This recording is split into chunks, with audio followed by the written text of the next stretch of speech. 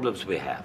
I have been to. Come once. I've actually watched and seen the stories, and I know what happens is you bring them on a propaganda tour. And we are back.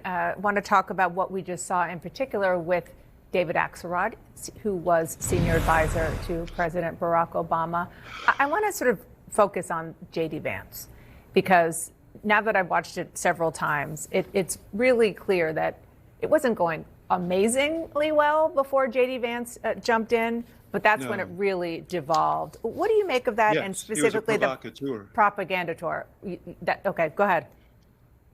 Well, I mean, that was, it's interesting. You should have asked Congressman Lawler about it. I bet you he was along on one of those trips because many members of Congress, Republican and Democrats, were, who wanted to see firsthand what was going on in Ukraine. But I mean, look, it got very nasty very fast. The one thing I think people have missed that kind of caught my ear, and I went back and listened a couple of times, was Vance began by saying that Russia had invaded Ukraine and destroyed much of the country. That's something that the president of the United States won't say. So, you know, I think it was he was trying to make a point that it was that Ukraine had a lot at stake in trying to end the war.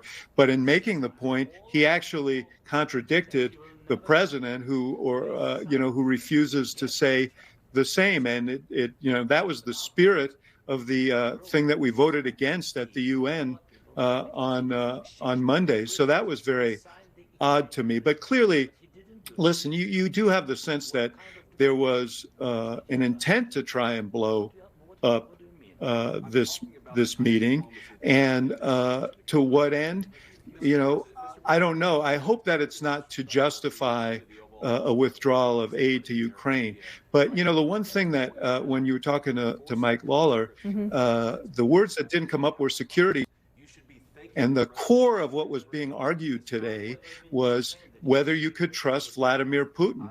Zelensky said you couldn't, and based on his own experience, and he talked about why. Trump said he's never lied to me, and therefore you can trust me. But what happens when Trump goes is one question, even if that were true. I think that's the core of this. They need security guarantees. And without that, peace through strength is actually peace through surrender. Yeah, which is why Zelensky started to give a history lesson of why he doesn't feel he can trust Russia.